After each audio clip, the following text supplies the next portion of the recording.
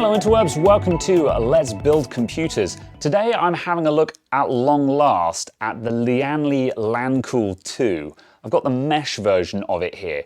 This is a case that has been massively requested on my channel. Every time I do a case review, there's always a couple of people in the comments going, do the Lian LANCOOL 2. And honestly, the reason why I hadn't is I don't like the LANCOOL 2. Now bear with me on this one. Usually when I buy cases is because I'm buying it for a client or I'm buying it for myself.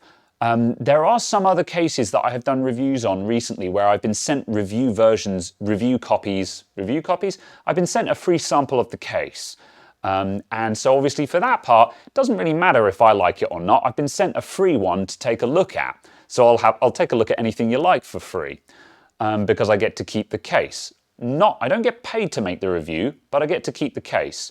However, when people say, oh, you should buy one of these and review it, I'm like, I'm not going to buy it unless I like it. So, however, I needed to buy a new case for my a new shop show computer, or a review computer, I'm going to call it. Now, my first choice was going to be a Corsair 4000D, because that's a case I've looked at recently and I really liked the 4000D. However, I was looking at prices online and I saw the LANCOOL 2 and I was like, you know what, I'm going to buy one. I'm going to get it. So I bought LANCOOL 2. I bought it in white because the white one was more readily available and it was slightly cheaper, because the black one's more expensive, presumably just because supply, demand, whatever. This is the RGB version, so it's got the triple RGB fans at the front. And now I've actually seen it in person, now I've seen it for realsies, I've actually like it a lot more than I thought I would. From the pictures alone, I didn't like this sort of design of the front panel where you get this kind of, I don't know what to call it, like a V at the front and the top bit coming up. It didn't appeal to me.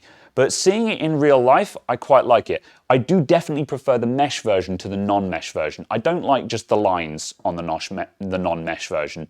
Couldn't tell you why, it's just not my cup of tea. But that's fine. The thing about cases is the looks of and the aesthetic is entirely subjective. It's what you want of it. If you don't like the look of a case, that's fine. You can buy something else. All we need to know is that it's all you're looking to hear from me is whether the case is good quality, easy to build in, and that kind of thing. So with that in mind, let's take a quick walk around this thing. So the party piece of this case, which does make it very interesting, is the way the side panels work. So these side bits, they flip down here, and then we've got these big swinging windows. And it's the same on the other side. If I just turn that around, same deal on this side. We flip that guy down, and we swing out that side window there as well. So the whole thing opens up. That's the party piece of this thing. And I love it on the main side of it. I think it's a really interesting way to open up the case. And they've done a lot with it as well. If we just turn this to one side again. That window swings all the way past 180 degrees, so it doesn't get hooked up on anything. And when you flip down the side of this, you can see what power supply is in there. So you've got a nice fancy power supply that will be on show. So you can show people that you've got a 1600 watt monster fitted to it. And we've got these hot swap hard drive bays that pop out here. Now these are plastic trays. So they're kind of, they're not the greatest things in the world. And they've got these, they've got like little icons on them for where you would theoretically have power and activity LEDs. But those don't actually go anywhere. These aren't true hot swap bays, they're just sleds. They just slot in the drives. So it's a little bit fake, if you see what I mean. However, it does mean that you can slide in your hard drives, and it does mean that there's actually a point to having these side panels flip open, both front and back, because you can open the back one, disconnect your drive, open the front one, pull out the drive, and you actually have a reasonable amount of interchangeable drives on this. There is actually some reason for these side panels to flip open. That's what I'm getting at here. And on top of that, we do have 3 drive trays there as well, which is decent. Most of the time I'd expect to see 2 drive trays on a standard ATX class case. So interesting design down there. Additionally, as well as having that down here, we've also got a pair of 120mm fan mounts, and to use the one in the middle here, you'd have to slide that drive tray up, but you can do that. And you could have a pair of 120mm fans that are blowing up into the case and intaking through this mesh side panel. So you'd have intake through there, it'd be coming over the top of your power supply, which presumably you'd have fan side down for this configuration, and they'd blow up into your graphics card. And that would result in a lot of additional cooling on a graphics card. So if you were doing some really crazy graphics cooling, this would actually be a really good case to do it in. I like this a lot because most of the time when you see low fan mounts like this, they're kind of pointless in my opinion because there's nowhere really to pull that air from. But with this mesh side panel, it actually makes sense. So that's a really interesting design. All of this is magnetic latching. It's got some nice foam tabs on this side, so it closes in a pleasing manner, including the side panel as well. My only dislike is that there's no, I kind of feel like it needs like an inset or something to get your fingers into. I can't open this side panel without first opening the back. So I have to open the back before I can get my hands under there to open that one. So considering it's supposed to be like a rapid open, quick release style deal, it's not actually terribly quick. But, you know, I'm kind of nitpicking here. But, you know, one of the last cases I reviewed was the Phanteks P500, which had a tempered glass swinging door. And that had nice little finger inserts, so you could get your hands and fingertips in there to pull the door open.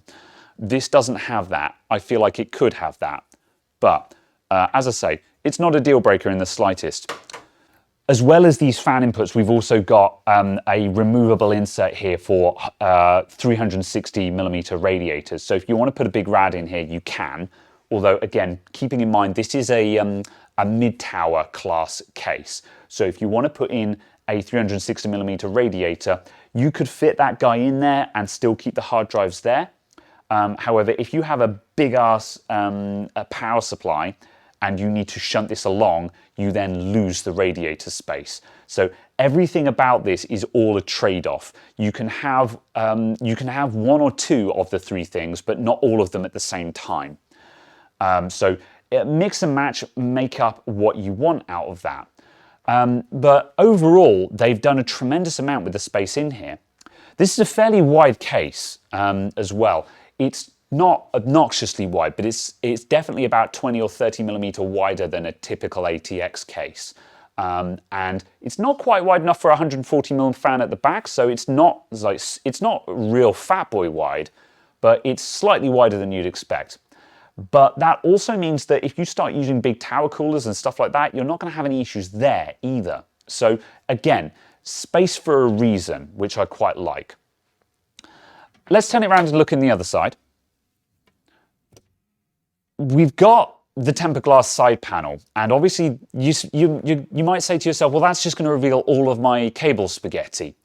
But they've put in these big removable cable shrouds, I guess you could call it, or cable covers. So that comes out, and as you can see, it then reveals the cable loom. And we've got one there, and we've got another one here over the back of the motherboard, which can also hide the back of the motherboard and any other cables you've got hiding there. And all this leaves visible after fitting those is essentially just the SSDs you've got there. So that, to me, kind of negates the point of having a tempered glass window here. And therein lies my first kind of complaint about this case, because this is just additional cost and additional, it's another thing that can break, and there's nothing to see through this window. Basically what I'm trying to say is I don't see the reason for having a window on this side of the case at all. I don't see the point of this window. I don't think it needs to be there. I feel like they're jumping on the bandwagon of these dual hinged window door cases, which I think are a bit of a gimmick, quite frankly. Don't see the point in being able to see in the other side of the case. There's just wires there, who cares? But it's there. They've got the cable covers. So, I mean, I suppose if you did a really nice cable tidy job, you could leave these covers off and have all your nice wired cables on show and use that as a display piece. You know, if you've got like custom cable mod cables that are all routed to perfection, you'd have all of that on show and it'd look amazing. So that might be what you're aiming for here. But despite that, despite having the extra window, it doesn't add a huge amount onto the price. It doesn't make the price a deal breaker. So on that note, I guess before we go much further, we should talk about the price, because I like to have the price in mind when we're discussing a product, because obviously that influences what we think of it. Like if you're looking at a case that has a lot of, if you're looking at a very expensive case, you're going to expect to see expensive stuff. If you're looking at a very cheap case, then you're going to forgive things, because you're going to be like, oh yeah, well at this price point, I wouldn't expect it to have that, you know. So here's the prices on screen now, as they are as of the editing of this video. And I think it's a reasonable price, in short. Considering we've got 3 RGB fans on this as well, I think that's a very reasonable price. When we factor in how much it would cost to have this stuff separately, that's actually going to end up being pretty good bang for buck. Moving around to the back of the case, as you can see, that wide profile is more apparent here. When you look at the space we've got on either side of the power supply and either side of the I/O panel and the rear exhaust fan, you can see where the width of this case becomes a bit more apparent. But the main thing to note, power supply obviously goes in there. The way to fit it in there is to thread in through the back of the case. The enclosure is not removable, but there's very good access behind there, especially if you remove the hard driving cage during assembly, so no concerns. The only thing that slightly bothers me is we don't have screw holes for an inverted power supply with the fan side up. Regular viewers will know I'm a fanboy for having the fan pointing up, and there are a couple of reasons for that. Number one, it means you don't need to worry about cleaning out this filter every now and then. Yes, the filter is there, but it's another thing that has to be cleaned. And if your fan is pointing up and it's drawing in air from inside the case, that's already gone through the front filter. You don't need to worry about cleaning out your power supply filters. And the other reason for that as well is obviously these days, high efficiency power supplies that are semi-passive, that is to say the fan will stop under low to medium lows, are very common these days. Like Corsair RM and RMX series obviously are semi-passive. That fan only spins up under high loads. And that means most of the time it's passively cooled. And when you're passively cooled, you want that hot air to be able to rise out of the power supply. And there's a debate as to whether that's a good thing or a bad thing. Some people are going to say, oh, well, that's going to go straight into your graphics card. Your graphics card isn't going to care about a couple of watts of heat coming off of the power supply, but that's another discussion. The point is you don't have the choice with this. I like choice. I like to be able to choose whether I put the power supply fan side up or fan side down, and you can't choose with this one. So marks off for not having the holes for either way up. But that's not the end of the world. Let's go to the top panel. So the top panel for this case, we've got a nice pair of USB Type A ports that are really slick. Those are really nicely flush fitting. We've got a combo jack for headphone and microphone for token gesture stuff. Lots of debate as to how useful that is. I think there are people out there that use these. I did ask the last time I did a case review, and there were lots of people that says, yes, I still use the headphone microphone jack on top of the computer. So for that being the case, I feel like you may as well go for 2 jacks for a separate headphone and microphone, or just no jack altogether. The combo jack is probably more annoying because you immediately have to go into an adapter for it. But I don't know. It's up to you whether that's an issue or not. We've got a nice looking power button with a reset button next to it. And then in addition to that, we've got a color and a mode button for the RGB lighting. We'll take a look a bit later as to how that works and how that can and cannot integrate into existing RGB setups. My big beef about that, you might be wondering, what the hell is that little rubber stopper there? That's just a hole. And when you remove it, there's a hole there where your USB Type-C should go, but is not on this. I'm not sure whether it's an optional extra to get that fitted or not. I'm not sure if you can buy a port and fit it there yourself.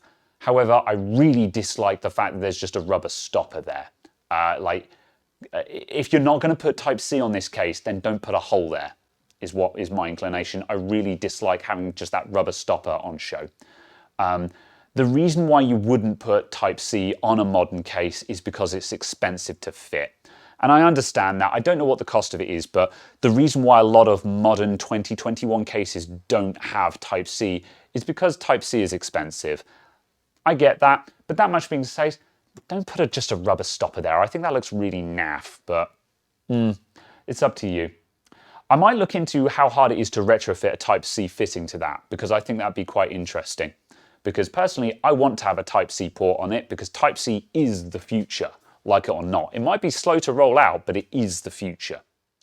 So with that walk around in mind, I think what we're going to do now is I'm going to build a computer up in this thing. So I'm going to take the hardware I've got for my, my testing PC. We're going to put this in there, and I'll tell you what my thoughts are along the way. So let's get started on this thing. And I'm going to start with the power supply. So what I'm going to do, I'm going to take off all of the doors I can. So the hinge doors just lift away, like so.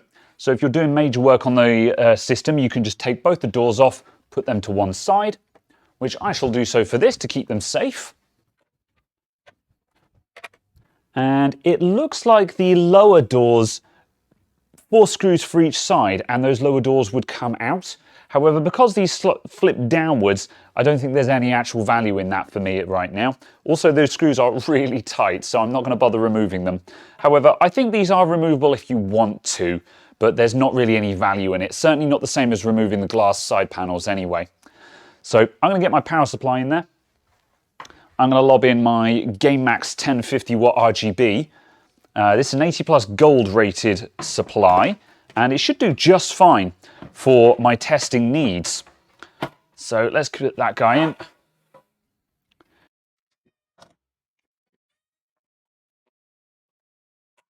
Right, let's remove these cable doors and see what we can do for cable routing on this. So I'm not going to go ham with this, because by its nature, this computer is likely to get taken to bits quite often for whenever I'm putting stuff in it. But it'd be nice to route sort of primary cables in a nice, neat way, like the ATX wire and stuff like that. We've got more Velcro ties pre-applied here just to keep this initial loom in place.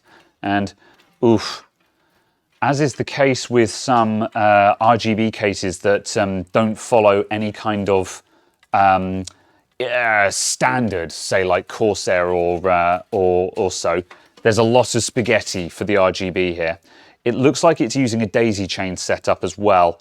I'm not a fan of these RGB setups because, as you can see, it makes an enormous amount of cable spaghetti, which I don't like at all. However, it's kind of something that you've got to put up with for that sweet, sweet RGB, I'm afraid. Obviously, if you're not a fan of RGB, there is a non-RGB version of the case. So, you know, if that's not your cup of tea, you don't have to do it. If it is your cup of tea, you got it.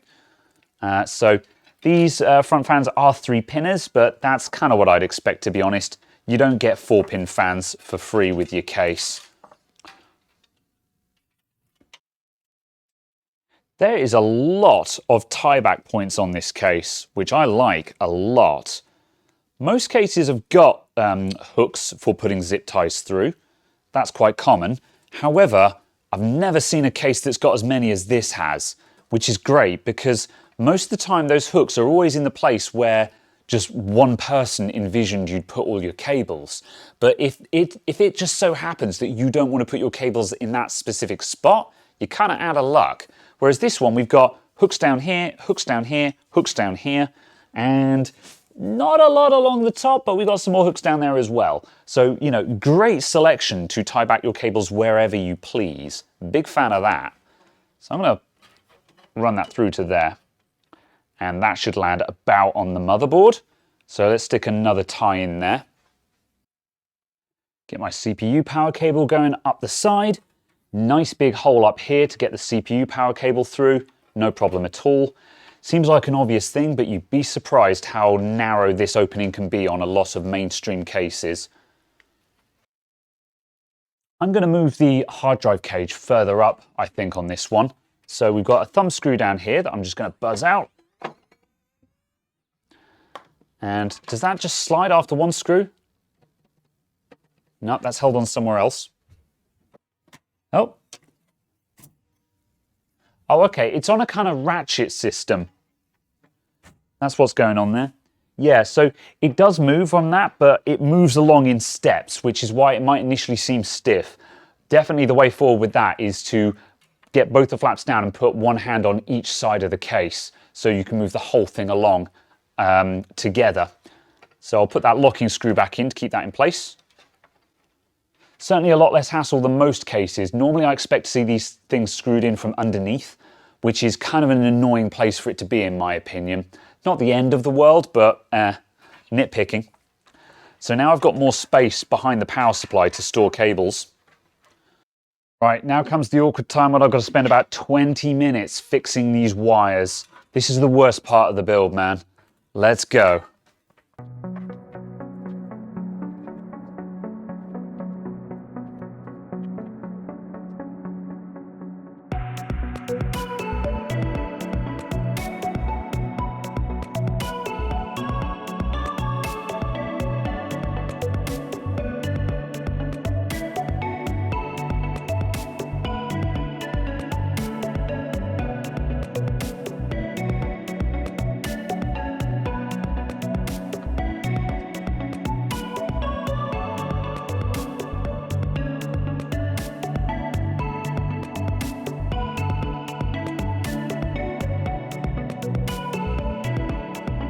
That's my initial cable routing done. We're not done with the tidying.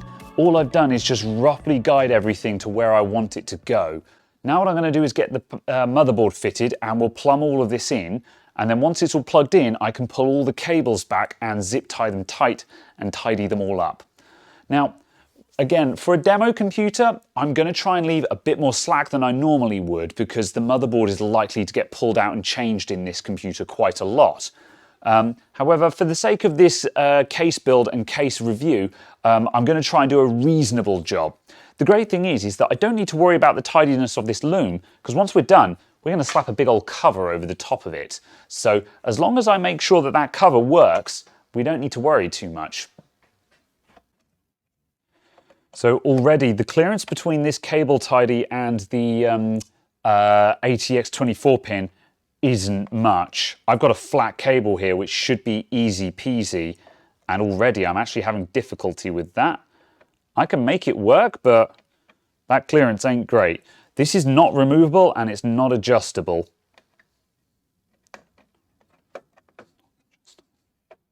Can I do something about that?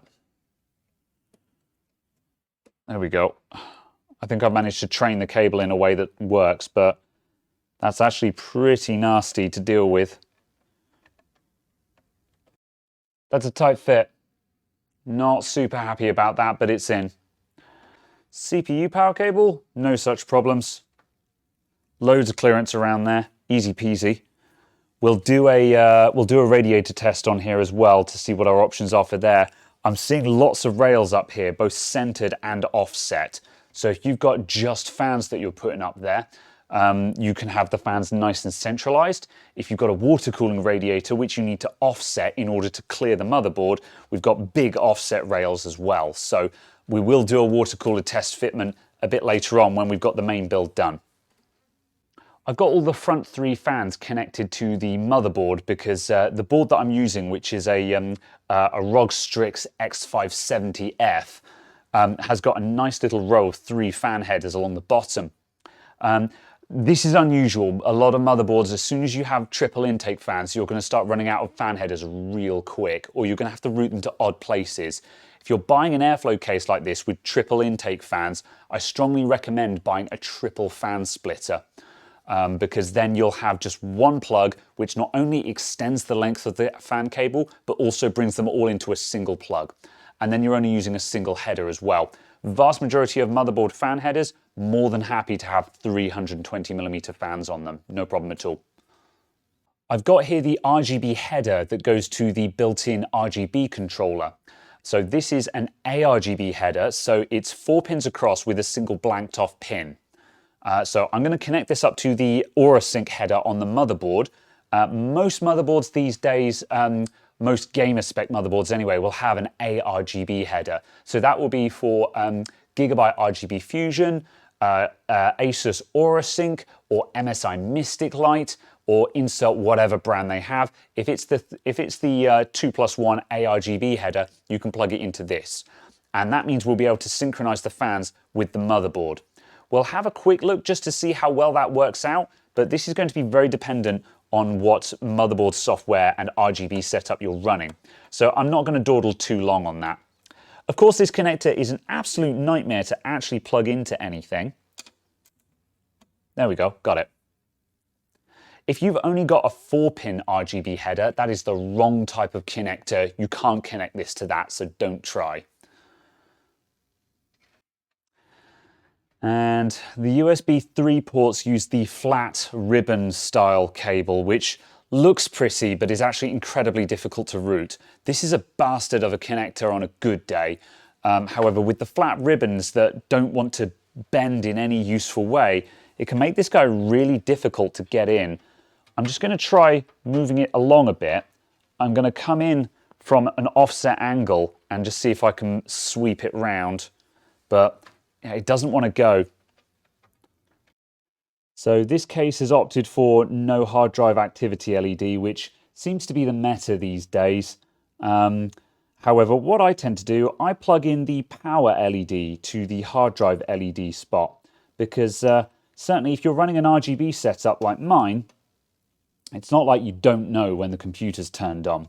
So instead, you can hook up the power LED to the hard drive activity light, and the power light on top will be your hard drive LED. So, top tip. Well, I hate the USB 3 cable, but there's not a lot I can do about that. Is there really not a lot? I'm going to try that one more time. God, I hate this connector so much. Words cannot express. Why is it so difficult to remove? Good gravy. Horrible, horrible thing. Well, that's slightly better. Make of that what you will. That's good enough for me. It's going to stay there for now.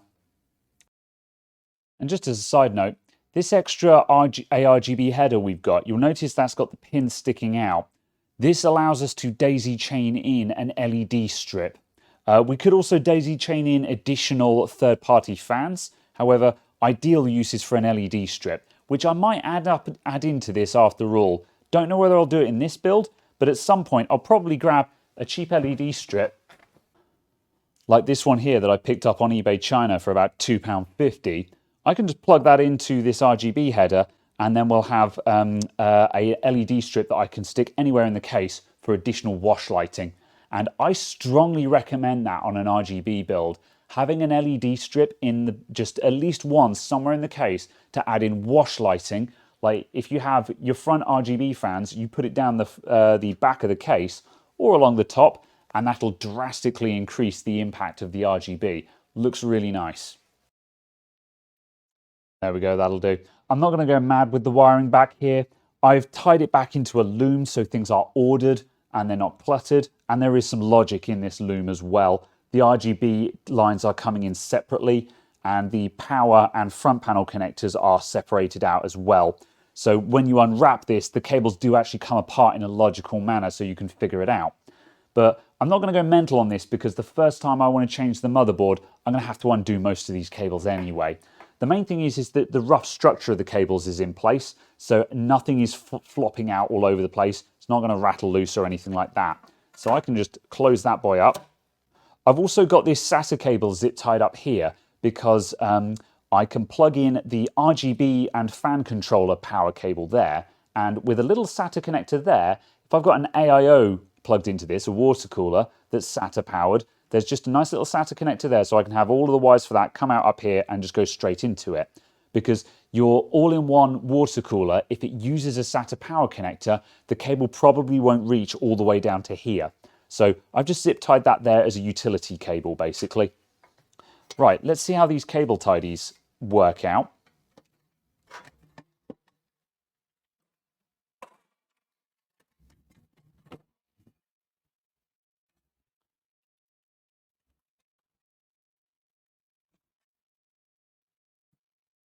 Right, there's a slight bit of crush there, nothing mega, nothing that I'm uncomfortable with. That's in place, and I haven't had to graunch that tight to stop it from moving. And I've got nothing to hide here anyway. Here's another door that I forgot to open up. What's behind door number 3? It's that. That door could also move over to the other side, so I guess if you've got like an annoying cable that you're trying to deal with, not sure. There we go. I've got no drives going into this because this computer's just going to have a 1 terabyte M.2 drive in it. It doesn't need anything else. And if I wanted more storage, I'd probably buy a 2 terabyte M.2 drive to drop in it. So, but yeah, hypothetically, if you want to stick in some 2.5 inches, those go in there. And that guy comes off. Oh, that's a slidey boy. Okay, that slides. And then you can mount your 2.5 inches on there, or you can stick them in the 3.5 inch bays. And you saw access to those just like any other case. Pretty straightforward, really. So with these guys here, you've got 3.5 inch bays down here. You've got 2.5 inch bays there. And it looks like we've got the option for additional drives to be mounted down here. Now, I'm not sure how good those would be. That looks pretty darn difficult to effectively cable tidy to me. But I guess you could fit stuff in there. You can try. Yeah, I'll leave that to your discretion. Theoretically, you can get more 2.5 inch drives along this plate here. But yeah, I question how useful that is. I think it's there because you can. But on modern builds, I'm not sure why you'd have this many drives in there anyway. But then on the other hand, I'm kind of very anti-drives these days. With the advent of M.2, I'm not quite sure why anyone is running more than 1 or 2 3.5 inch drives. Like you've got your M.2 on your motherboard, and if you need bulk storage, you slap a 4 terabyte or an 8 terabyte mechanical drive down the bottom. I don't see why you have anything else, basically. But there's lots of people with legacy drives out there, so I don't blame people for having a couple of 2.5 inch SSDs. But like, if you actually want to put 4, 5, 6, 7 drives in here, you should probably consider consolidating your drives, to be honest. Let's get the side panel on. Top tip, when you've just done the peel on your tempered glass side panels, that glass is going to attract dust like no one else's business. Get yourself some multi-surface polish. I use Mr. Sheen, not endorsed, and just give it a light spritz, microfiber cloth, and just wipe down the inside of the panel while it's resting on a nice soft mat like your mouse mat. And then go over to the dry side and buff to a shine. And that's going to leave a nice smooth finish that I can touch with my hand without leaving fingerprints on. So that's the one side done. Then the outside, I can do that when it's on the case.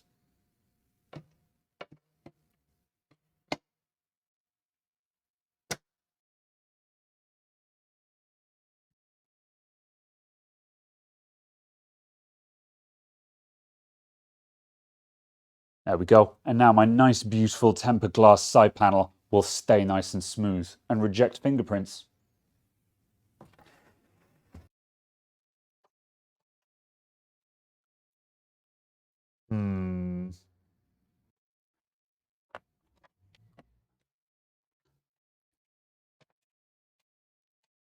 Good grief.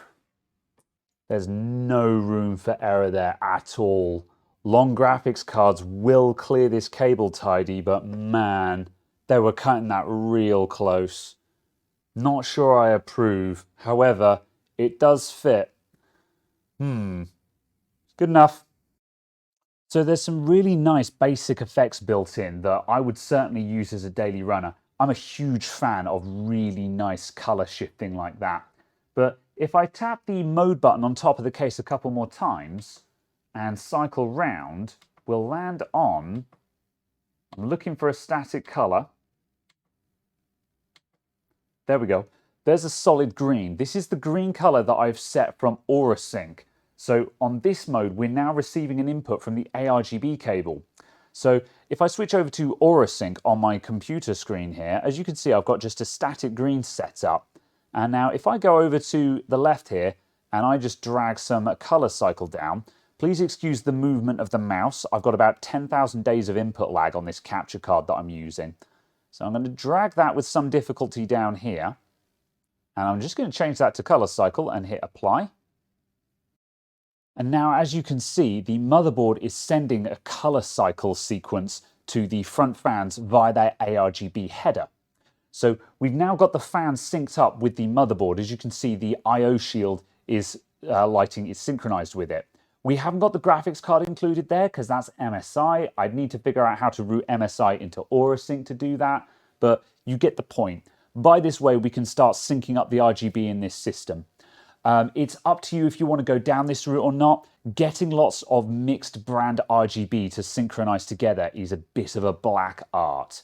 My usual strategy is to do one effect in one easy place and then just set static colors everywhere else, because pretty much everything can do static colors as a hardware lighting effect. So you can just set a wash light with an accent color and that'll get you a moderate effect.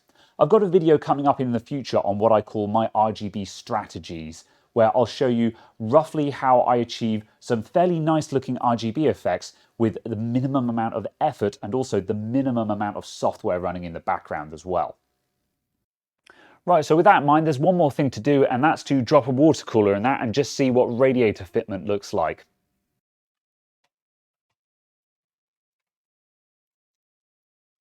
Right, so 240mm radiator at the front, you're obviously not going to have any issues. This is a 280mm radiator, so it's 140mm wide. To get this guy to fit, we need to remove this insert down the bottom. We wouldn't need to lose the hard drive enclosures, so you could go front mount 280, take out the blanking plate, and still keep all your hard drives in place. I'm not going to bother fitting it there though, because we all know it's going to fit. The top mount is what I'm interested in, because the top mount is the current preferred meta for AIOs. It's not required, strictly speaking. Front mount is perfectly acceptable. However, top mount, if it goes in nicely, is a little bit sweeter.